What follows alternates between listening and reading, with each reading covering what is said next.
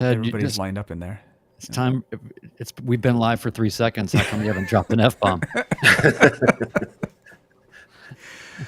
He hasn't had anything to drink, or hasn't had that much to drink as of yet. No, it's right here. It's full. Is that a Tom Collins? It is. Yeah. It was the aviation gin that for the viewing audience. Here you go. I have tap water. White hey, I have a dumb question, Ted. Yeah. And forgive me for not being a professional, but who is Tom Collins? I have no idea. And the other thing that's funny about that is how many bars I go to, I'm like, I just want a Tom Collins. Like a what? How do you make that? I'm like, just lime and soda and gin. Like, I think you're going to be bringing it back. Like old fashions went away for a really long time, and now they're really popular again. It's like I just want a basic gin drink. Just I don't know how hard is this. So what if Tom Collins was a terrible person? What if it's the equivalent of like you just unwittingly are going to a bar and like, I'd like a Bin Laden, please. Yes. Make it a double. Okay. Oh, there's references, but not a person. That's too bad. Oh, I know what I wanted to check. Yeah. I don't think we have any new supporters for the week. Yeah, I didn't see any either. Okay. Womp womp. Sure. Yeah. Yeah. And Biff, I can tell you, Ted makes a very good Tom Collins. It turns out that if you put about half a bottle of concentrated lime in each glass of it, it's pretty tasty. But yeah, so Biff doesn't have a check ride, but that'd be great. It's like, oh, I'm glad we're not flying today. I'm still a little drunk. It's like that'd be a great way to go into your check ride. Speaking of I'm safe, sir. Yes, actually, Mark was telling us about that. He's like, for the fly-in, I won't be drinking at all because I have a 24-hour throttle the bottle rule for myself. So I'm quoting Mark. And I was like, it's kind of amazing that it's 8, actually, if you really think about it. Well, I mean, I think 8 makes sense with one, but it's not I had 4 and there's exactly 8 hours between the last one. It's like, ooh, that's, yeah. Yeah. I can just, I just remember, I don't know, going to class, going to your 8 o'clock class. And yeah. 8 o'clock's at midnight. Yeah. I might have passed out at midnight, but that does not make me ready to learn right now. And that was when we were spry young people, not midlife. Ted, it's good though. You still have obviously a good skeletal structure. You didn't break anything when you fell down your driveway. Ooh. I fell in my driveway. The other thing is dragging my plane out 2 weekends with ice in a row. Like I understand the whole like winch in the back of the hangar thing. I think Alyssa has that or somebody over there has that. And it's like I was dragging my plane out and I wish there was somebody within 300 yards of my plane because a single hand to help would have really helped. It's like I'm sitting there, you can only pull it by the prop so much, right? And it's like going over these bumps of snow and ice. And then I'm like, okay, well, I'll push on the door frame because there's a really good way to push and pull on that. And the plane would just spin in place. So I actually got the plane like halfway out of the hangar. I turned it sideways and started it up and then shut it down, closed the hangar doors. And it was like half the stuff in the hangar was like blown against the back wall. But I was like, Yeah, I have. When I flew yesterday, that was the first time. Everything else in everything within a 3-state area had thawed except for right in front of our hangar. Everything else, I drove all the way to Bowling Green. The airport grounds are all like everything was 100% clear except for the giant ice speed bump that ran the entire length of the hangar door and then black ice for about 15 feet. Yeah. And I felt like such a loser because I knew that we have all these Midwesterners, that deal with this all the time. Yeah, for me, I did not have the right tools. It took me a good hour to just get one track down the center line that was because I was determined and nobody's around. If I fell and hurt myself, like I'd be there for 3 days. So, anyway. Grizzly's comment here talking about that 8 hours of Biff waiting for the DPE, and I like that idea. It's like you're like, oh, you want to start the flying portion of your truck right now? You're like, nope, I got 3 more minutes. Yeah. And go. Oh, all right, man. do you want to kick this thing off? Let's do it. Yeah. What are we doing, robot? Hey, No. I'm clicking. I get to choose. Oh, then you choose. Welcome to the Midlife Pilot Podcast. We are glad you're with us. What is it like to become a pilot in your 40s and 50s? The challenges are unique for those of us in midlife, but so are the rewards. Hosts Ben, Brian, and Ted talk learning to fly, growing as pilots, and the joy of flying to destinations. The purpose of the podcast is not to teach, but to share knowledge and experiences of being a midlife pilot. Join the Midlife Pilot community and listen in every week. We are not CFIs or particularly intelligent, so if you want to learn how to fly, talk to anyone else other than the hosts of a podcast. Even this intro was too challenging for us, and we used a robot to do it. Okay, checklists are complete. Let's get the show started.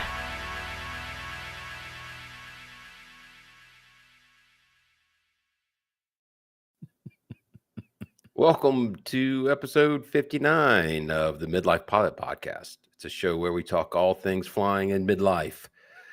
And we need to come up with a name of our announcer because it would be a lot easier to refer to. But as she mentioned, the purpose of this podcast is not to teach. We just want to share our knowledge and experiences of being a midlife pilot. Things like when your 23-year-old son walks under the door and says, "What's up, MFers?" while your wife is on a Zoom call. Those type of things. It's always fun. So it doesn't matter if you're a student pilot, a seasoned veteran, or even an enthusiast who wants to learn. We're glad you're with us. Today, we're going to be talking about debriefing your flights, and that doesn't mean taking off your briefs. We're going to check in with your feedback, taking your questions as you put them in the chat. My name is Ben. I am a commercial rated pilot here in the Atlanta area. I fly Cessna 182, also referred to as a Skylane. Excuse me. As always, we have Mr. Brian Siskin from the Music Row in Nashville, flies a Cherokee named Lucy. How you doing, Brian? I'm doing fine, Mr. Ben. Hey, listen, we ran that ridiculous AI created intro a couple of episodes ago, and I feel like no one even caught it. And then now I'm seeing that the world is alive with this new realization that we've been taken over. So this is great. I'm super excited, and I'm excited about the topic tonight, and I'm excited to see all the people in the chat. And I really want to encourage folks in the chat to help us push this thing along because we've only got, so many brain cells. That's exactly right. Also joining us from the West Coast, frigid West Coast, we have Ted flying a CTLS egg. Ted, you have been real busy with the YouTube posts. Some great footage you've been putting up. How you doing? I'm doing good. Yeah, it's like 3 videos in 2 days or something like that. It's kind of strange to do that, and it's nice to put up some videos. It's nice to go out flying. I was able to fly even during the frigid conditions. Now that everything is flooding, probably have to wait a little while. Awesome. Well, as most of you know, we do broadcast this live on YouTube every Tuesday evening at 8 p.m. Eastern. You can find us at youtube.com/@midlifepilotpodcast. The live chat is open and it is quite active tonight. We're glad to see that. The audio only version of this podcast is available on iTunes, Spotify, and wherever else you get your podcasts. Please subscribe. Leave us a review, a 5-star review to be more precise. And we'll, if we get some reviews going, we'll read them on the air maybe. We love feedback and suggestions. You can email us at midlifepilotpodcast@gmail.com. And one last plug, visit the midlifepilotpodcast.com merch store. There'll be links in the show notes. Excuse me. My throat gets, when I start hawking products, I get a little choked up. But yeah, we'd love for you to check that out. You can see if you're watching the YouTube video stream, Ted's got the show. Also, I wanted to do this last week, and Brian pointed it out. I want to recognize there's a few folks in the chat that are relatively new, and we wanted to call them out and say hello. Joel Wittenbach, Cheryl Owell, I hope I'm saying that right, with a Southern accent. Who else did we see in there? Michael Gillette, and anybody else? Just raise your hand if you're new, you know? Yeah, raise your hand if you're new. But we're glad you're with us. We love watching this part of it grow. And again, keep the comments coming. So, guys, You know, I also see Brian, you've been up a little bit too. You just were telling us you're dragging your plane out over the ice. Yeah, I actually had not been up in about 2.5 weeks because we had Snowmageddon here in Nashville, and it was nice. It was, one of those, like, I don't know, it was one of those flights where you have no real care. You just want to be up there. And I went to go check out a new airport that I hadn't been to. It was Alpha Sierra. And I got there and saw that it was still completely iced over, and no man had ventured there since all this had hit. So I just did a nice little low approach, did some touring around of the lake over there and everything, and then just came back. So anyway, it was super just relaxing and nice, and one of those flights that just reminds you why you work so hard to learn all these things and stay current and proficient and all of that, because you just want to be able to relax sometimes. And so being up there, and at the end of the day, sun hitting all the ice and the snow and everything, it was great. So but I definitely had problems getting the plane out of the hangar and felt like an absolute Southern loser. Anybody from Midwest or the North would have really laughed at how much difficulty I had. But I was determined not to get injured. I did not get injured, so everything went well. Now, you mentioned that Ted's been putting out these videos. Whatever I happen to see scenically on my flight, Ted flies around in this magic promised land of what did I say? It's like every video that Ted puts out, it looks like, or let me back this up. Back in 1998, I went to LA I was playing with a band, and we were playing a bunch of shows there, around there. And I realized that our hotel was in Studio City, and I don't think I'd ever been to LA before at that point. And I realized we were right across from where they taped The Price is Right. I promise there's a point to this story. And I told the manager of the group, I said, man, this is amazing. I would love to go. He's like, you want to go? I said, yeah. He goes, okay, well, I'll see what I can do.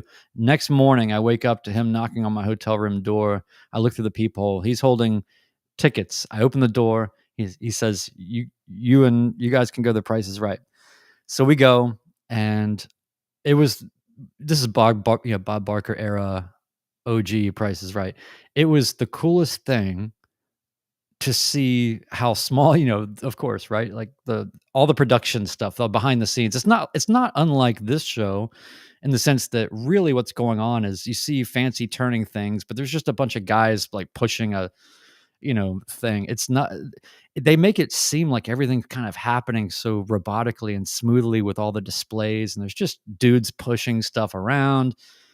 The main thing though is whenever they would show the big tapestry that was the, you're going to win a trip to Switzerland or whatever, and they flash to this sort of montage image painting thing with, the Alps and the skis and the whatever. For whatever reason, they just looked like they were huge tapestries or something. And you realize there's just this little camera over off on the side with an easel with these little, 18-inch little, paintings or drawings or whatever. And that's what it looked like. This is the longest roundabout way to say that's what Ted's videos remind me of, because all the scenery is so poetic and amazing, and it looks hyper real. It looks like somebody's just holding a an oil and canvas painting or an Ansel Adams photograph in front of, it's almost like you're doing it all green screen in your hangar and somebody's out there just doing like, this with their arms. So anyway, I really appreciated the stuff you've been putting out this week. And I especially wanted to, as a segue, talk about the video that you put out where you had our friend and prior guest, CF II, Nathan Ballard, join you. And by the way, Nathan Ballard's channel, go check it out. He makes really incredibly well produced, thoughtful videos, and he actually knows what he's talking about.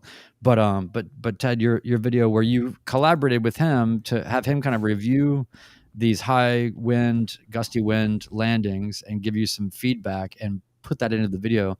It was so cool. It was the ultimate debrief. Yeah. It's really a amazing, magical airport where it's like right at the entrance of the wind tunnel. And so no matter what the conditions anywhere else, it's always going to be really windy at that airport. And sure enough, it was like, 24 gusting 38, like crazy strong winds. And I've gone over there before just to play in the winds because they're always straight down the runway. And it's a lot of wind. You got to know what you're doing to do it. But I did it, and that was a month ago, and it's like, what's my goal here? I can look at this, but how do I debrief this myself? And I asked Nate if he would watch it and debrief it with me, and so we did. We hopped on a call and kind of walked through it, and he'd seen it, and so we walked through kind of the different landings, and what about that one where you put power in right before you landed and fell off to the side because of that gust, and why do you run a tight pattern there, and that type of thing. So it was it's typical. It's like bring in somebody much more popular than you and your video looks a lot better. So bringing in Nate was definitely a highlight of my recent videos, was because I know that he's going to like that, or that people are going to like that. The other one, the one that you're really talking about, was when I went out to the Dalles and flying up the gorge and out to this airport that's covered in snow and everything else. But the funny thing is, as I'm editing that video and just doing my normal kind of cuts, where I like to cut to myself when I'm talking on the radio, and every time I would cut to myself and show that view, there's always a mountain right off my shoulder, framed out the window, as if, and it looked like somebody's just like holding up the card that has the mountain right there. You also have a GoPro 11, is that right? Yeah, I have a 10, an 11, and a 12. Whatever it is, it looks insane. They're beautiful. Yeah. And I always film at 4K because I kind of got spoiled and realized that I like shooting at the higher res. And plus, my plane is all window, right? It's like basically flying a fishbowl. So I see a lot of the videos from other planes where you've got these really small windows, and it's like mine is all glass. Everything about it is glass. You don't have ashtrays though. No ashtrays. Yeah. You're missing out. Yeah. Well, and we can use that to kind of launch into our discussion about debriefing your flights. And I got to tell you personally, I have not done a good job of that over the years. This topic was brought up to us by one of our supporters and active members on the Discord server, Chris C. Asked us to talk about this after had seen a couple of different YouTube videos. And it was a good segue from last week's topic, filming while flying and the purpose of it.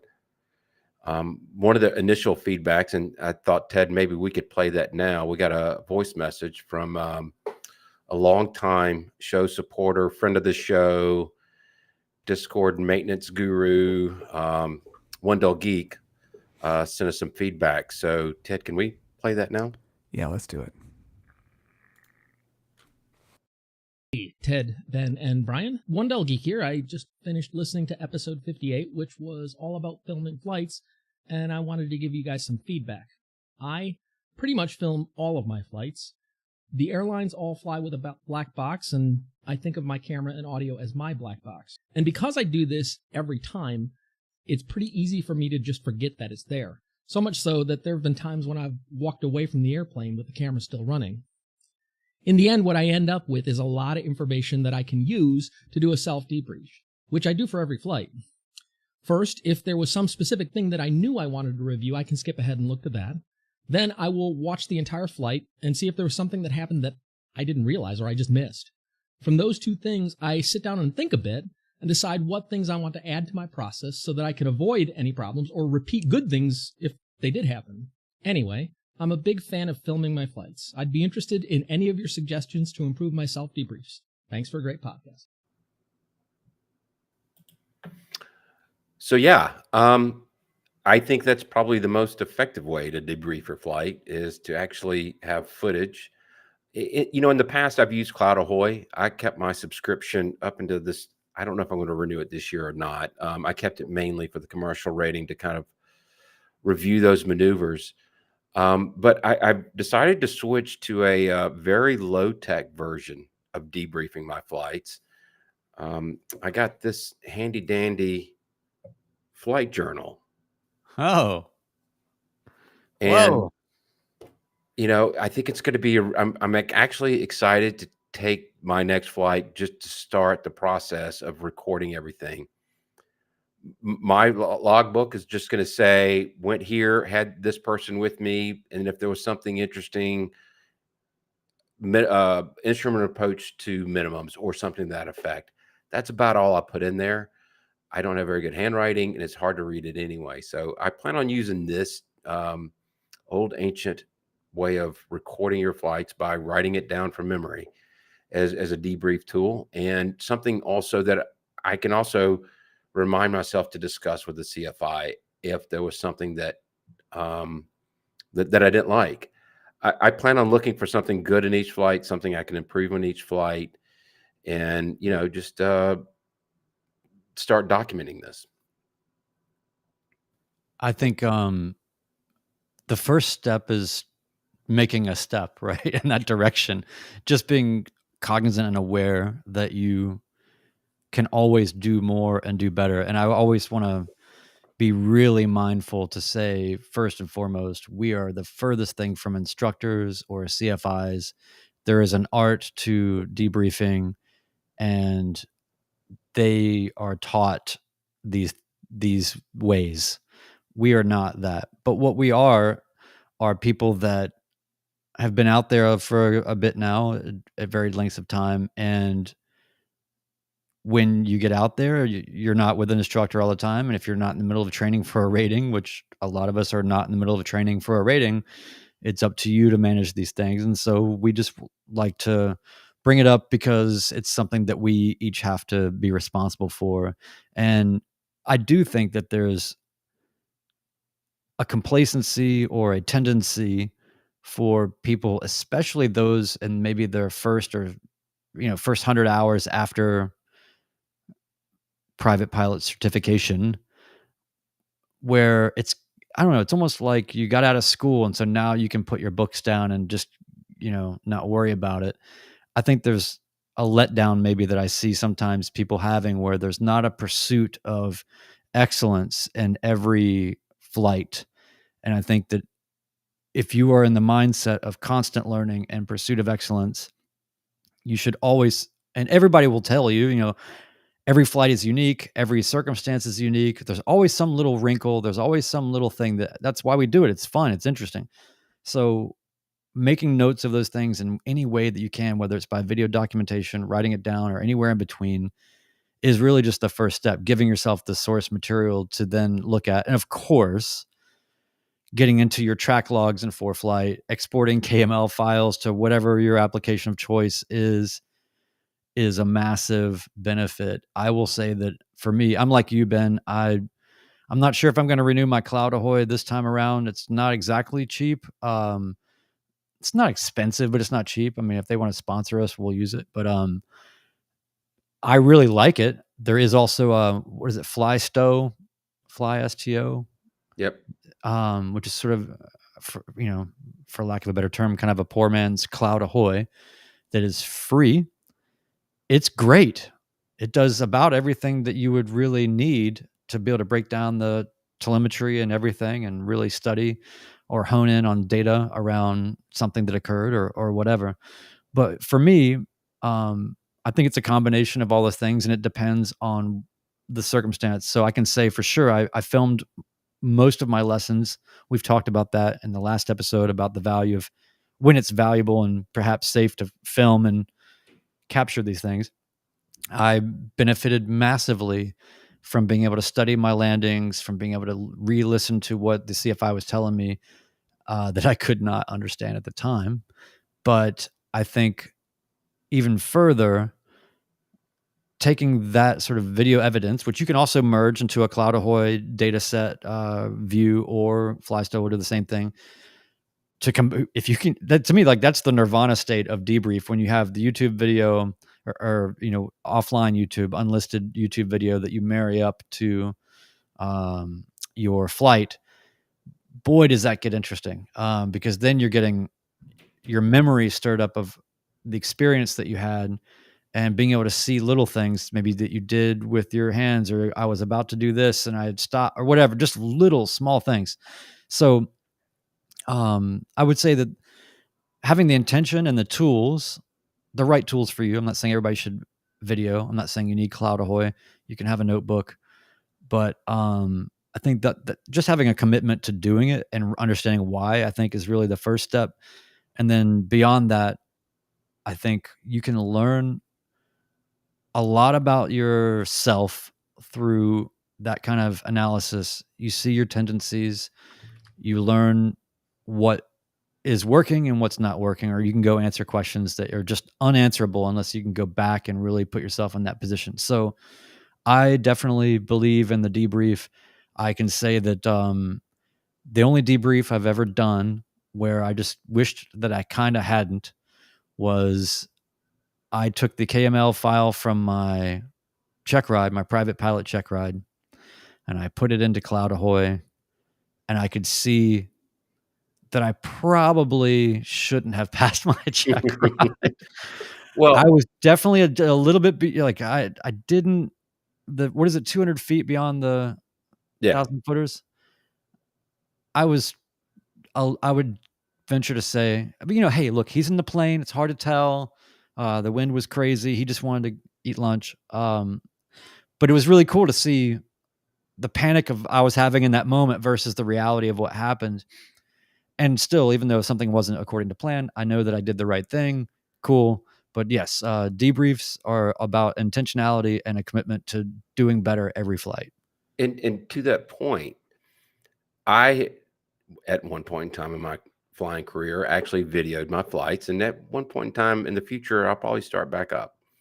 But I noticed that I was really beating myself up on my landings. And then when I watched it on the video, I was like, what am I complaining about? There is absolutely nothing wrong.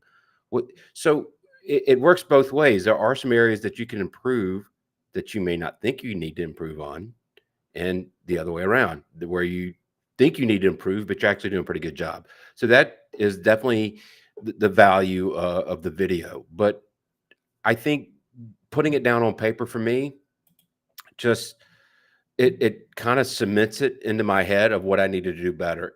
And it'll probably be checklist discipline, or if I'm going to pursue a commercial job, then I need to be better at certain aspects of how I go about my flights.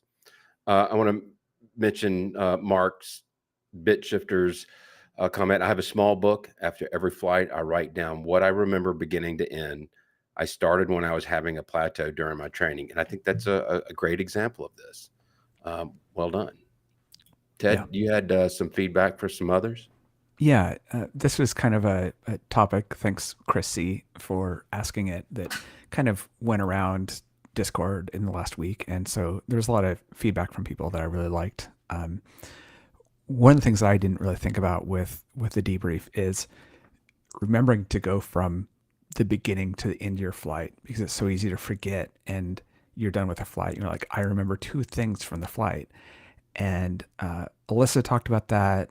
There's a fairly standard, it's even in the instructor manual, of replay, reconstruct, reflect, redirect, of remember what happened during the flight to do that. And obviously it's a lot easier for us with if you actually watch your entire GoPro to do that. Wendell Geek said that the GoPro is our version of the black box in aviation. Totally true. Cheapskate, Nathan, another Nathan, Cheapskate said that when he writes down his reviews, he doesn't just write fine or tell somebody he did fine. He really wants to have a logbook of the lessons learned. And I think that's part of it, is it's really easy to be done with a flight. And it's like, well, I logged 3 landings and yeah, it was fine. My landing was, well, it was mediocre, and you're done. It's like, that's completely missing the point of how you should be reviewing a flight. So,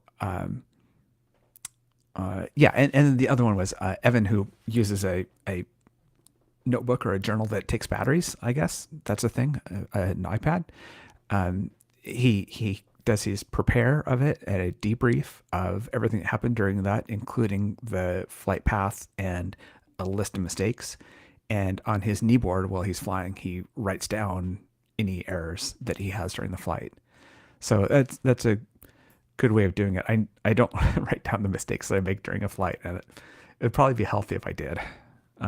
Brian, what you got? Oh, I was just going to say that I think that what would be great is to see, obviously we have a Discord. It's a very vibrant, active community of pilot friends, basically, that are helping each other along. Sometimes perhaps opinionated, but mostly there to help each other. And listen, what I love about the debrief is its objectivity and its reflective nature, like you were talking about. And I think that maybe we should even open up a debrief channel where it encourages people to post these, whether they write them down or whatever. I would love to see more in the same spirit, Ted, that you were talking about with how you'd like to see more boring YouTube videos of just flights, which I'm 100% behind. I think also being able to share debriefs with a supportive group of people for perhaps more insight, not criticism, but insight, I think would be a great thing. And I think that one of the things that we always come back to, and I feel like it's important to remind people why we even why does this podcast exist, or why does this community exist? I'm not saying it's because of me, but I was one of the people that started it. And the intentionality there was, I am alone. I have no pilot peers of any kind. I didn't have anybody online. I didn't have anybody in my area. I didn't have anybody around. And I went through so much of all that. And what really brought me out into the internets and the YouTubes was, because that was the only place that I could get any kind of feedback. And since I did get my start posting training video content just for the sake of just posting it, I was able to get a lot of feedback and get a lot of constructive help. And they served as kind of public debriefs in a way. So maybe there's something that can be done there. The expert mode is what you're doing, Ted, with having a CFI debrief it with you while you're watching it together, which is incredible. It's like a positive spin on the whatever the worst, like the Zapruder film. Like it's like the opposite of that, right? But so articulate and helpful. But I just wanted to just remind people as to the debriefing with others is a vehicle through which you can continue to form relationships in the community and learn more from others that might have had a similar experience or have a different point of view. So I've got to say about Zapruder film, it is even more so that than you think, because in order to do mine where I have the telemetry in the video, you can get telemetry out of some GoPros, not the Hero 12, but you can get it out of some GoPros, and you're like, great, you have ground speed and you have an approximate altitude and all that. It gets worse than that. Say you want to talk about landing with a lot of wind, you don't really care about ground speed. So then I go and I download all the data out of my out of the flight computer in the plane, out of my Dynon, combine that with the GoPros, sync up the telemetry on all of those, and output it to a video. So that's not something you want to do with every video. But let me tell you, if you want to know, I mean, it's really hard to know. Oh, I did okay on that landing with a lot of headwind, but your ground speed was 38. It doesn't really mean anything. Okay, well, I was actually coming in at 80 with my indicated airspeed, and so that's kind of at one end of it. Is if you really want to spend a lot of time, you can sit there and just go down this rabbit hole of combining all this footage together, writing a little bit of code that splits apart your logs that come out of the Dynon. Oh my God. Emailing the guy that does the telemetry software to fix the bug of how it links those up. Oh, just Oh, like my Lord. normal people do. Yeah. everybody There's be careful out there. Don't become Ted. Please, for your sake. Cheryl Owell made a comment. I keep notes on my knee board as well as where I keep record. And you had mentioned, Ted, that Evan Schaefer does that. I plan on doing that, but I'm going to need a much bigger knee board, I think, because I'm not going to have enough room probably to write all of that down. So, but I think that's a great idea. I do have a short memory. Phoenix Cells said something similar. I find I am sometimes unconscious or unaware about some small errors I make. And I'm conscious of making them, but I forget them pretty quickly. So I will probably start doing that, is just making commentary. I'm not going to worry about a bad radio call. That's neither here nor there. It's not going to kill anybody, but at least I don't think it will. But yeah, great points all around. I feel like also it's important just to note that just like anything else, it's something you have to practice. It's something you have to do often. Don't wait for the perfect way to do it. Don't go down the wormhole that Ted's talking about. Otherwise, you might end up in an asylum. Yes. So even if it's just, I'm going to make 3 notes of commentary about any uncomfortable moments or questionable moments of question maybe that I had during this flight, or any moment where I felt like I wasn't really on top of things, even just making notes of that. And then going back later and trying to understand maybe what got you into that situation, or understanding the context around it. And then trying to think proactively about what you can do to improve it or avoid that, or, whatever. I just want people to recognize that it's an art, just like anything else. It's a craft that you have to develop. Nobody does it the same. Nobody does it perfectly, but I just think that it's an important thing to bring up, as far as it should be part of the recipe of every flight.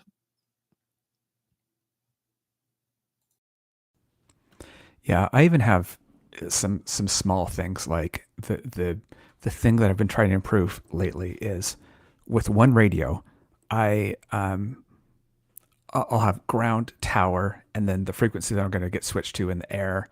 That's one more than I have slots for, and I had been trying to remember that, and that was too much. So I was like, okay, there's the first thing to do, is start writing this next step down, so I'm ready to go. And so I've worked on the last couple of flights on just improving that.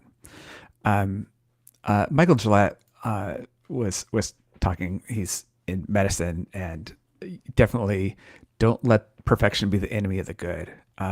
He was talking.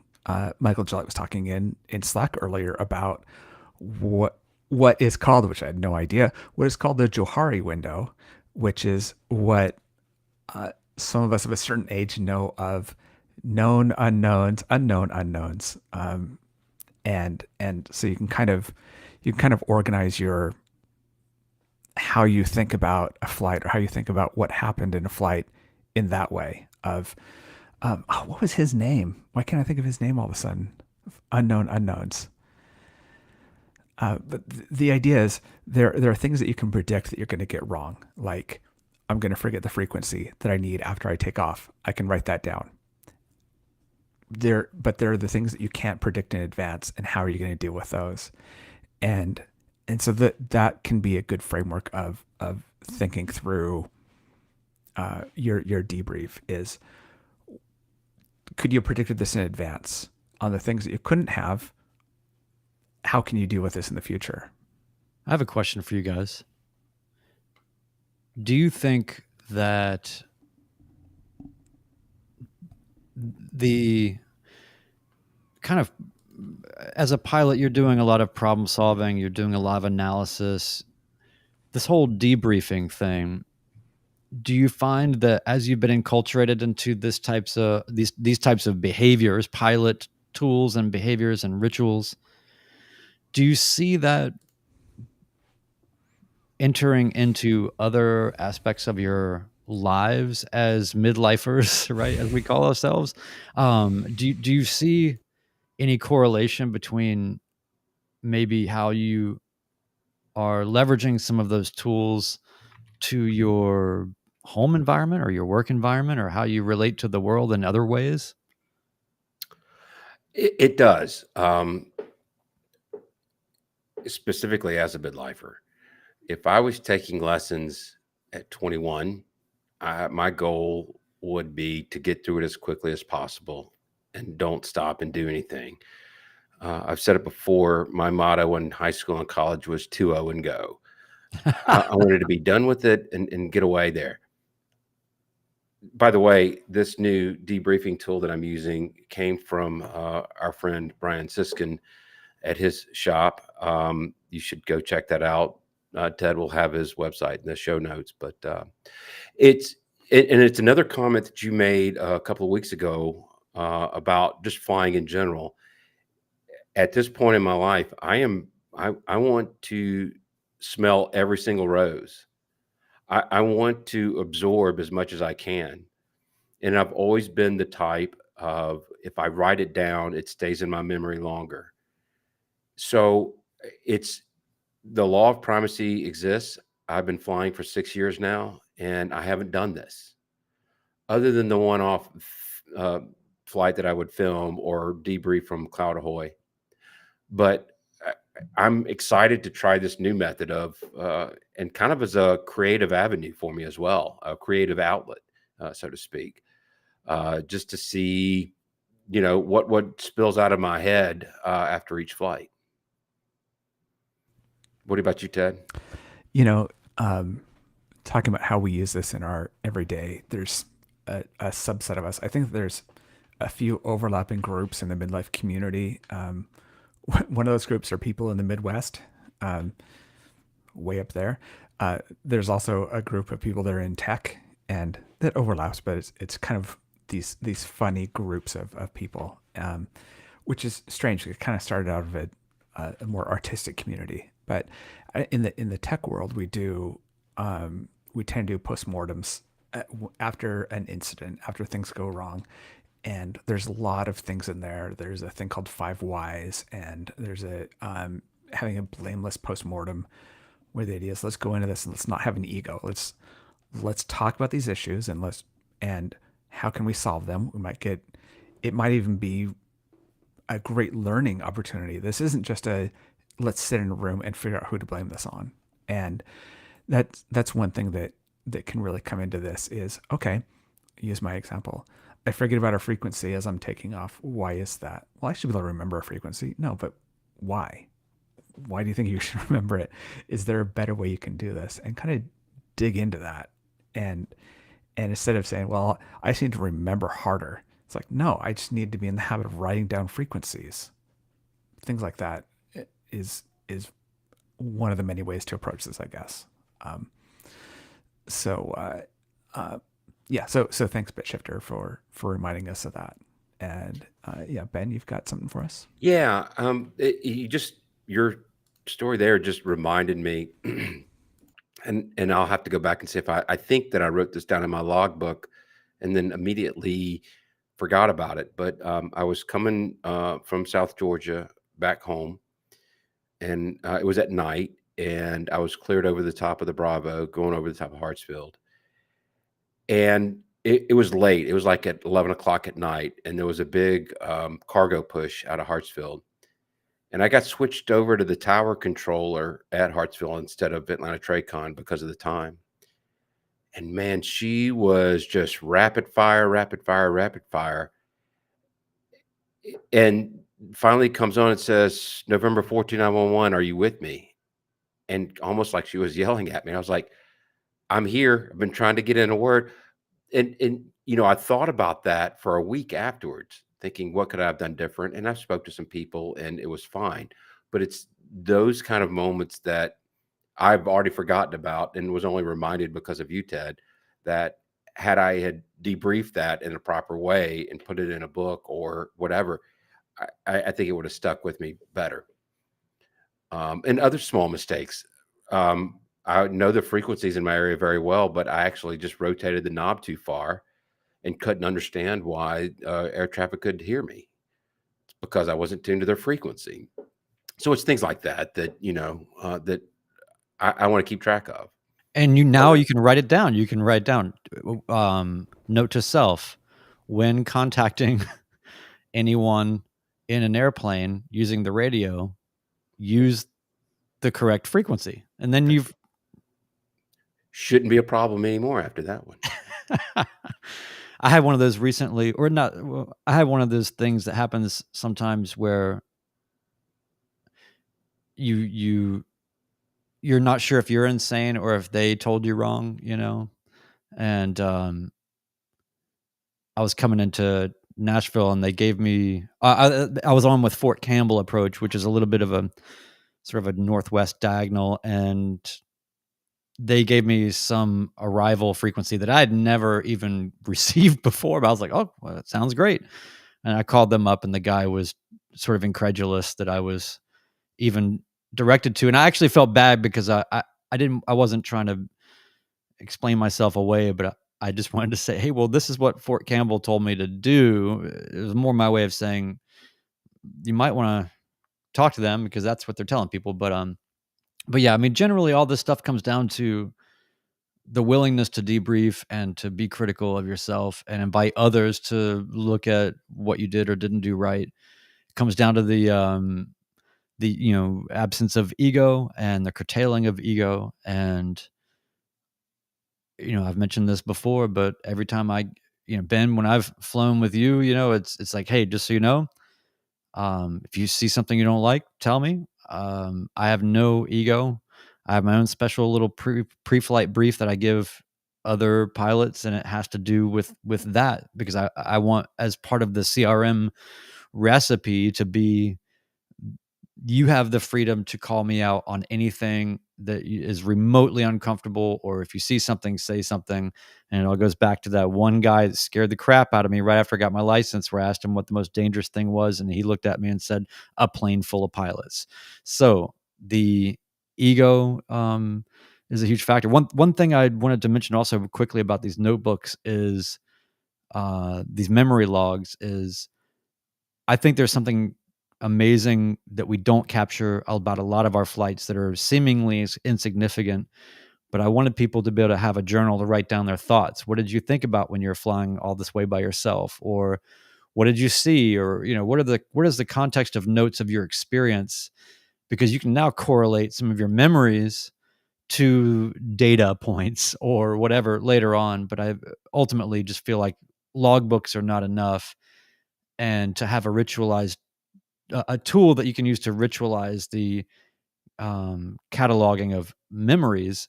That's why we're doing this, everybody, right? I mean, don't forget, that's why we're doing this, especially in midlife. So yeah. And what was we had a Nordo comment? Yeah, let me pull that up. But a couple of comments here. I think we've all had this experience, but Wendell Geek said he was Nordo at a busy untowered airport recently because of a misdialed frequency. When you're angry at the other 7 pilots in the pattern because they're not using their radio. So my experience of that was, I was out in the middle of nowhere and I was tired of hearing CTAF traffic from a million miles away, and I turned down my radio, and I forgot for 20 minutes that I turned down the radio, and I wondered why everybody was being so quiet. Good Grease Landing, our Canadian pilot, has talked about accidentally sending out calls to tower. That happens all the time. You're like, oops, I forgot to switch over to the frequency. It to me, that reminds me of like when you're a kid and you accidentally call somebody mom. You call your teacher mom. And you're like, oh wait, I'm still on with tower. And those are kind of, I don't know, there's kind of they're kind of sweet moments because it's usually a student and they're like, "Hey, it's okay. You're talking to Tower. You meant to talk to the practice area, but you're still on frequency with us." Maybe that'll be the new And see ya. Thanks, Dad. Mhm. bye, Mom. Yeah. Yeah. And Arrow Grizzly, Mike, one of our SoCal people, if you see another plane in the pattern and get mad because they're not making radio calls, check your radio volume and frequency. Oof. Yeah. Been there. I wanted to bring up Michael Gillette's comment, and because I did have a situation like this, and I wanted to speak to it to kind of close out this. Michael says sometimes a near bad happens, and it freaks you out, and you want to change everything so it never happens again. How do people deal with that fear in the debrief? Well, I'll tell you this. I was with my wife flying to Griffin, and just had a really nasty crosswind gust lift up my wing. I went up on two wheels, went to the edge of the runway, and it did scare me pretty bad. I got out of the plane. I was shaking pretty good. The way I dealt with it, though, in that debrief is I let it sink in for 24 hours.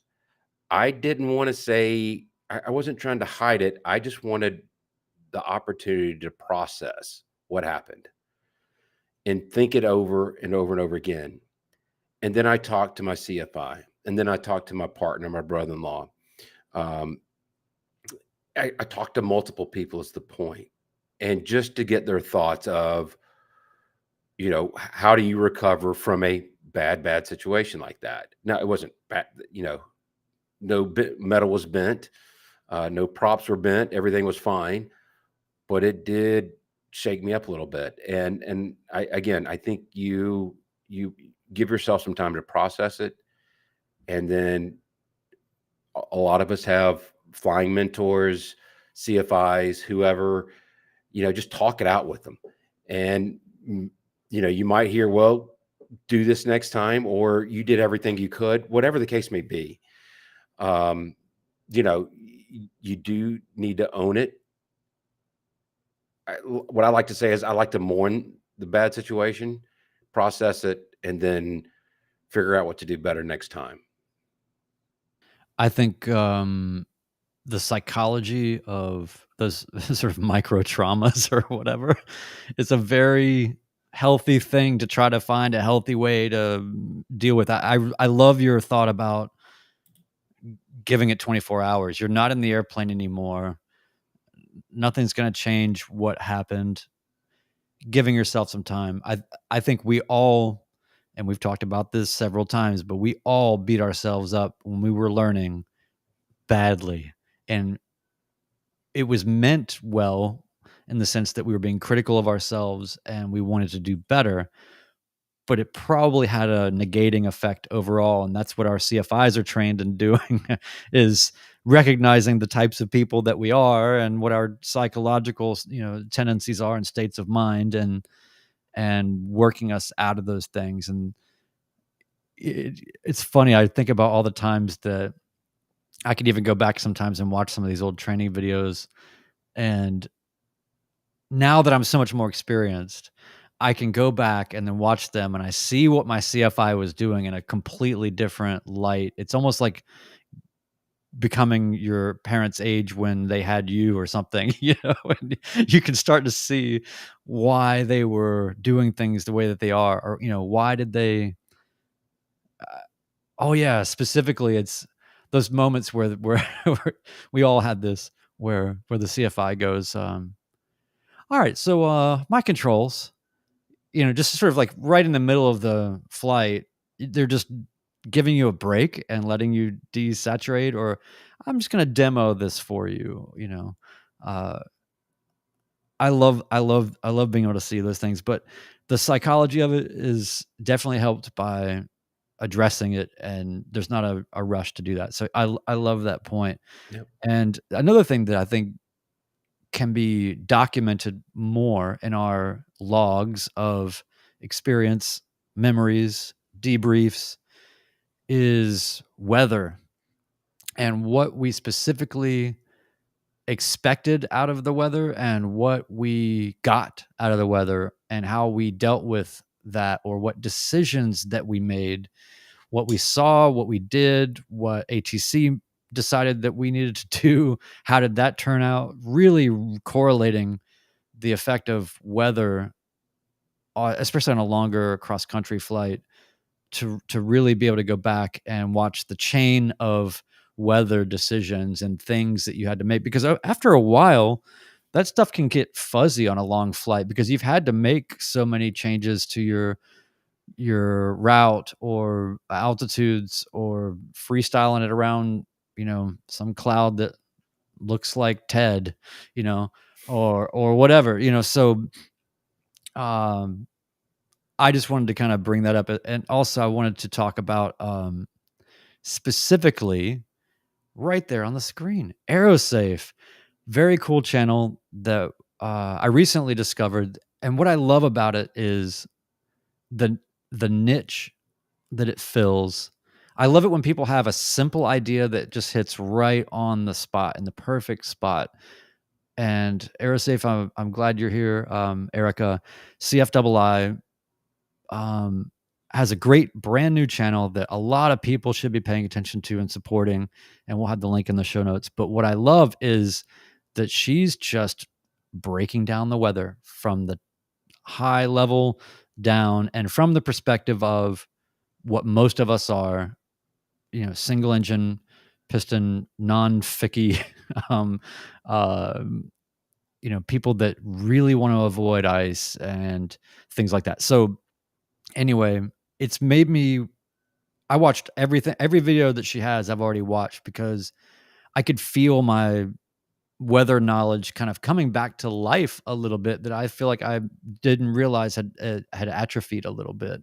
So very cool to have you in the chat and to have your channel. Please keep doing what you're doing, and I encourage everybody to go check it out, because I don't know that I haven't seen any other YouTube channel that's doing this, and it seems like such a simple thing. But what do you guys think? I started to watch it. You had mentioned it earlier today. So I have not seen any of her videos. We're glad her here. I did also want to give a quick shout out to a couple of other newer folks in the chat. I missed earlier, Colby Ruffing, who I've met in person. Great, awesome guy out in Lawrenceville. And Go Grease Landing, relatively new, our first Canadian midlife pilot here. So yeah, that's it. There's one other topic that I do want to cover, just for as a public service announcement: the Nashville fly-in. I want what? everybody out I there haven't to heard about know. Unfortunately, the midlife pilot compound is fully booked. Sold out, and we even added another house. We added a second house. A fourth house. Yeah, fourth house. We have. So stop sending me money, because I'm going to just send it right back to you. The grift is over. The grift is over. But we still have a lot of people saying that they're interested. This is really growing a lot larger than I thought it was going to be. I'm super excited about it. So we've got on the website, which will be in the show notes for the fly-in specifically. We've got hotel recommendations, a general location of where we'll be. So if you want to get your own Airbnb, yeah, the more the merrier. Yeah, and there's going to be a lot of people that are flying in commercial from far away lands. Ted is coming from a place where, as far as I know, it's just Fred Armisen, in various costumes. I don't really. And we've got people coming in absolutely from everywhere. It's been a really cool thing, because we've had these sort of impromptu gatherings over the last couple of years, and it keeps sort of taking on a different level. But this is just wild, and it's going to be an absolute great time. Whether you fly commercial, whether you drive, whether you fly your own plane, we're going to be going on flying adventures. We're going to be hanging out, which is always the best part. And I don't know, Ted, do you do magic tricks? I don't know. What else can we do? Yeah. I think that we're a little surprised here on what's going to happen with this, because in the past it's been, you can count on one hand the number of planes that are going to be there, and we're still trying to wrap our head around how many people and what are we going to do here. So when is this? This is April 26th through 28th, end of April in Nashville, and arrive Friday, fly Saturday, have fun. We'll have a what I was calling the formal dance will be Friday night, or will be No, Saturday night. Saturday night. Man, fix that in post. Well, Saturday night is going to be when we'll do some sort of gathering with everyone, and there'll be an other than informal that, it's a gathering lot on of Friday hangout. night. So Yep. really, in reality, there's going to be people here Thursday night, and we'll be already starting. And then probably some people going out and doing flying adventures and impromptu ad hoc on Friday as people come in to arrive in the afternoon. And then we're going to do another hang Friday night. And then Saturday, yes, is the big day. And then the, what do you call it? The prom or Yeah, the formal dance. the formal And dance? well, the website will be in the doobly-doo, but there are some suggested locations, some things you can do on Saturday if you're flying, some places to go. We definitely have some recommendations, but the idea is do whatever you want for a few reasons. Number one is we're not responsible for your flying legally or emotionally. You may have choices on what you want to do, and there are going to be too many people possibly to organize this whole thing. So there's some great places you can go, but we decided to call it Choose Your Own Adventure, because come together Friday, talk about what you want to do, find some other people, probably go in groups to different places. If you haven't been, go to Tullahoma. There's plenty of place to park. The museum there is Tullahoma. worth seeing. Yep, Tullahoma. Tullahoma is amazing. Beechcraft Museum. You can look it up online. Also, I think what I'm going to be doing, I think I'm going to be going to Sykeston to go to Lambert's, because I really love Yes. that. I really love that flight, and I also love Lambert's. I love the idea that you can just land in this little airport that's in a town of 16,000 people, but the van will come and pick you up within 3 minutes, and they will take you right to the restaurant, walk you right to the front of the line, and then you get to eat at what did I call it? Like Cracker Barrel on acid. It's like it's just madness. The amount of food, it's very good. It's very fun, and I really like the flight because it takes you over a lot of the rolling hills to begin with, but you get to really see how the terrain changes going due west of here, and then you cross the Mississippi River, and then it's just like you're in another world. It's completely flat. It's really interesting, and then also that's the other reason behind the choose your own adventure mentality is if you just came in that way from the west, we want you to be able to go somewhere different and not have to fly right back to where you just came from. Also, our experience has always been the most fun thing to do is get into other people's airplanes. So do that, mix it up, learn about different things, have different experiences. And, there's always time. My goal last time was to go and fly around the Nashville area and hang out with people while I flew the of all planes, the Skycatcher, and I did that. But the secret that everyone misses at first is the most fun is had flying with others, and that's what I'm looking forward to. My goal this time, goals are to fly with others, hopefully get some throat rolls. Those are the two things that I didn't get to do last time that I'm looking forward to. Road That's why I'm flying rolls. out commercial. So Awesome. I plan on doing some flying, but I would like to fly with others, and I do want to catch a roll as well. So let's let that be the last word. We're running a little bit long, and so for those of you watching, we appreciate you. The commenters on YouTube, thank you very much for all the great comments and questions and points being made. Again, you can catch us Tuesday nights at 8 p.m. Eastern on youtube.com/@midlifepilotpodcast. And don't forget to send us your feedback at the email address is midlifepilotpodcast@gmail.com. Signing off, episode 59 of the Midlife Pilot Podcast. Good night, everybody.